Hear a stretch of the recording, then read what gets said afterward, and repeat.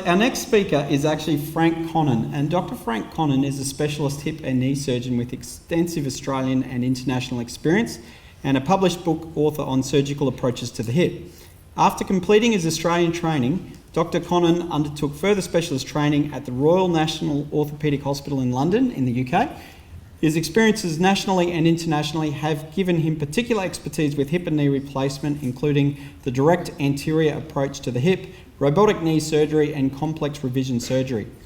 He is regularly invited to present his work on hip and knee replacements at Australian and international meetings and often has Australian and international surgeons and trainees visiting the Sunshine Coast to learn his techniques. Thanks, Frank.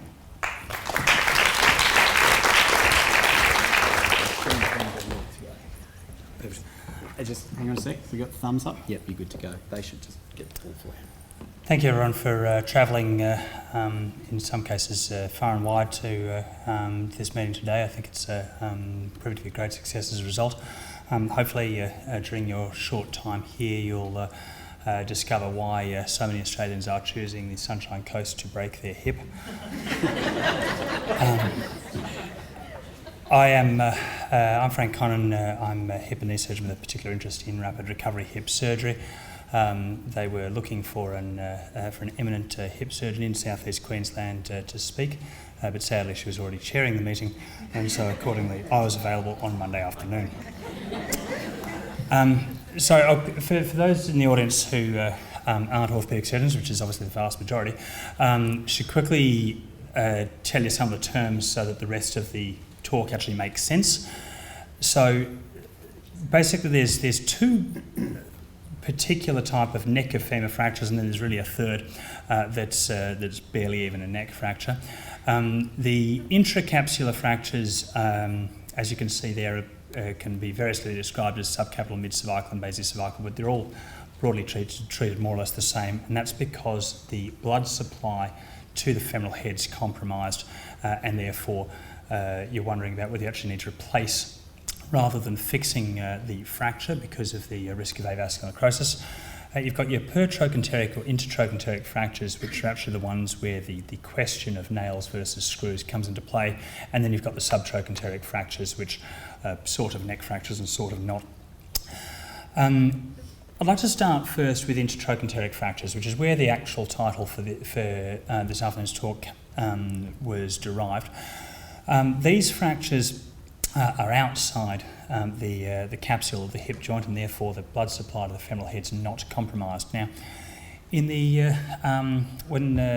when Professor McDoodle and myself were junior orthopaedic trainees, you would actually see that the vast majority of these would be treated with a sliding hip screw, often known as a DHS. Now, now that we're no longer PHOs and have our own registrars, a lot of these are actually being treated with intramedullary nails, and so the question is, what's the evidence on this front?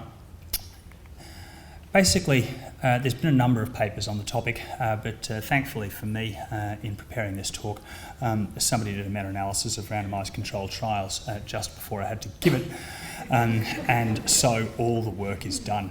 It turns out that actually on most metrics it doesn't make a blind bit of difference. So there's no difference in mortality, complication rates, failure fixation or reoperation, but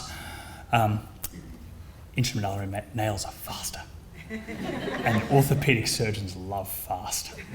So basically, as a result, most places you go now, you'll see intramedullary nails because you can put them in really quickly, and you can do them through teeny little cuts, which means that there's less blood loss.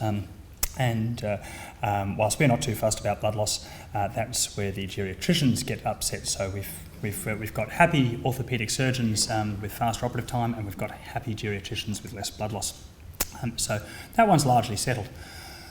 So this brings us to the topic that I thought I'd actually spend a lot more of today talking about, because obviously, as you saw, it doesn't actually matter that much whether you nail or screw an intertrochanteric fracture.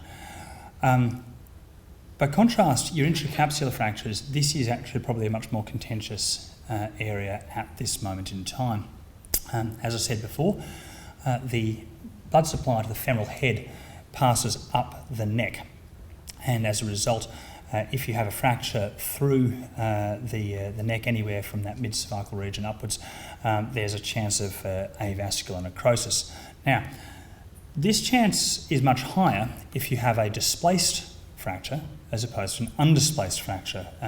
So comparing the left, you look at the one on the left, you can see that the ball of ice cream has well and truly fallen out of the cone there.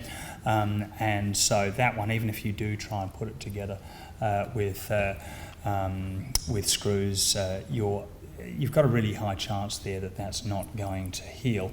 Your avascular necrosis rate in those patients is 40%. So you're only really going to consider taking that chance in a much younger patient where you're really desperate to save their native hip. Whereas when you're talking about a frailer, older patient, you really want them to have one operation.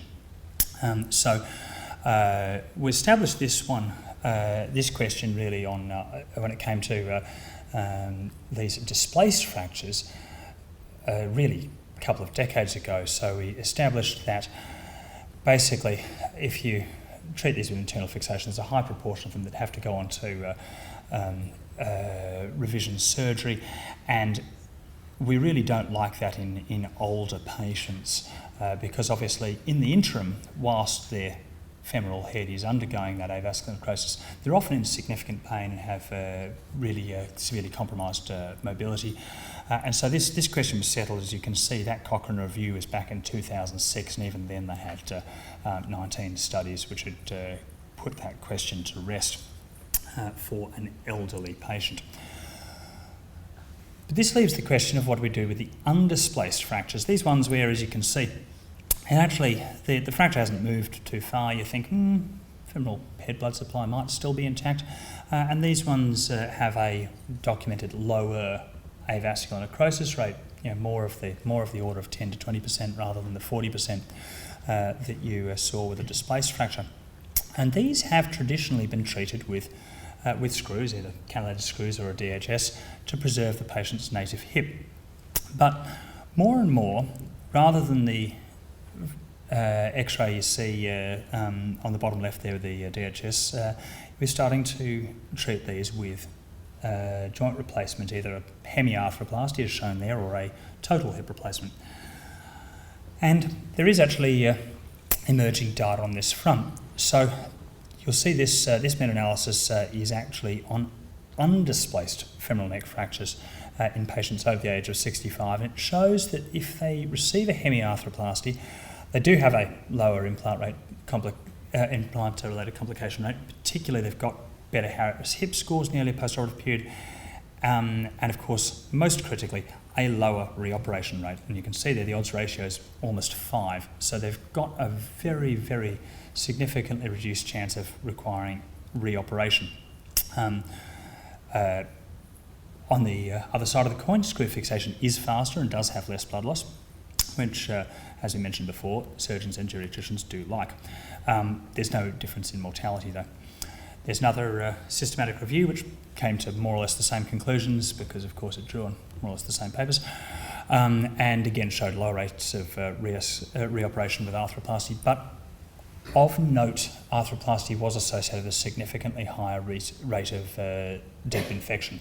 And deep infection is a very serious complication in the context of arthroplasty because it's one thing to get an infection in a procedure where you can just treat it with antibiotics. It's quite another where you basically, in order to treat that deep infection, would require removal of the patient's joint or spacer. Lifelong antibiotics, it's a very significant complication, a periprosthetic joint infection. So there is a good reason why we don't universally give all such patients an arthroplasty. There is some evidence, again, from a combination of Harris hip scores and timed up and go tests, that patients do actually recover faster with an arthroplasty than they do with internal fixation, and that's basically because the patient's not weight bearing on a still broken bone. They now have a nice well cemented piece of metal that they can weight bear on comfortably. And as we've been talking before, being able to weight bear comfortably and being able to get the patient up and going is critical to their recovery, their return to independent living, and their ability to avoid other complications such as DVT, PE, and pneumonia. Interestingly, there's this is an example of an RCT where they actually had the opposite results, which just shows that there's not universality of opinion on this topic.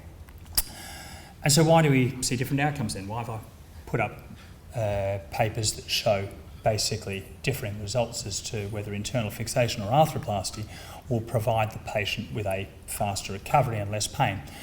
And the answer is there's a lot of variables that go into the question of the arthroplasty that the patient has received. So there's a big difference between a monoblock hemiarthroplasty, a bipolar hemiarthroplasty, which has been proven to have a lower revision rate and better Harris hip scores than a monoblock hemi, and a total hip replacement, which again has even better Harris hip scores, and again than the aforementioned two, but higher rates of dislocation. There's the question of approach. There's these procedures, hemiarthroplasties, have traditionally been done through a lateral approach, often eponymously known as a hard-hinge approach, because that offered a lower rate of dislocation and it was safer for an unsupervised junior trainee to perform without a consultant present, as compared to the posterior or direct anterior approach, which usually need a much more senior surgeon present. And then you've got and so of course you do have the question then of what is the seniority of the proceduralist and what's their particular preference in terms of what they're able to, what they're trained to do.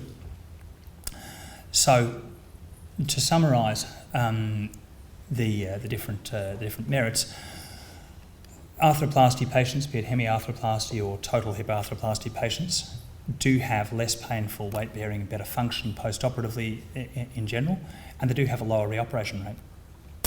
Having said that, you do need to have that operation, generally speaking, supervised by a more senior surgeon. Performing an intramedullary nail, or in times gone by a sliding hip screw, was literally the first thing that a junior orthopaedic trainee would learn to do. It was often the first procedure they would do involving metal, because it really isn't too hard, whereas getting an arthroplasty right is a much more challenging task and generally requires a more senior trainee or orthopaedic surgeon. There's the question of cost, but of course this is really one of those questions of, well, which bucket does the money come out of? Because the thing is that yes, an arthroplasty is undoubtedly a more expensive operation when it's initially performed, particularly if you use a bipolar hemiarthroplasty or even a total hip replacement. It's undoubtedly a lot more expensive than doing an intramedullary nail. A donor hip screw. However, the flip side of that is you don't need to save that many returns to theatre to pay back that cost. And similarly, when we think about patient recovery, getting a patient back to independent living rather than resulting them ending up in residential care, again, actually, in addition to providing better quality of life for the patient, also relieves a huge burden on the taxpayer or the patient's family. And so accordingly, the overall cost to the system is probably no different. And there are papers that show this, though they vary obviously depending on jurisdiction. Finally, we've got the question of infection, which is a very serious complication and is a much more common issue in arthroplasty than internal fixation. So, as I said, there is increasing interest globally in shifting towards arthroplasty for more of these undisplaced fractures, simply because we can get the patient out of bed, out of pain, and back to their own home faster, and hopefully in more cases get them back to their own home rather than have them in residential care. There are system limitations on this, but we need, and that's what's so important about conferences like this, is that everyone needs to be involved in advocating for the best outcome for the patient right from the get-go, because if we can allocate the resources and the funding to ensure that these patients actually do have arthroplasty in the appropriate setting rather than internal fixation, we reduce the chance of them having to go back to theatre, we reduce the chance of them having to go to inpatient rehab, and we increase the chance of them getting back to their own home. Yes, it does involve usually having a more senior surgeon hanging around so that the patient can have an arthroplasty performed well, and preferably through a posterior or anterior approach rather than an older school hard hinge approach. We do have safer anaesthetics so that we can do these longer operations more safely, and hopefully there is a brighter future for our subcapital neck of femur patients there. We don't 100% know that this is the answer, but there are actually a number of larger scale trials underway now because of the emerging evidence in this direction. I particularly like the name of the Fruity trial. It's probably the name that attracts me most, but there are some large scale studies on this topic going ahead. Sorry, there we go. So, in summary, subtrochanteric fractures just need an intramedullary nail. That's not controversial. Intertrochanteric fractures can be treated either with an IM nail or sliding hip screws, but there is a trend towards intramedullary nails in Australia and around the world. Displaced subcapital neck and femur fractures clearly need arthroplasty, and that's not really in dispute. But where the focus in the future is probably going to be on is these undisplaced subcapital fractures. Can we get these patients up and going faster and back to their own homes and mobilising independently with an arthroplasty rather than internal fixation? Thank you very much for your time.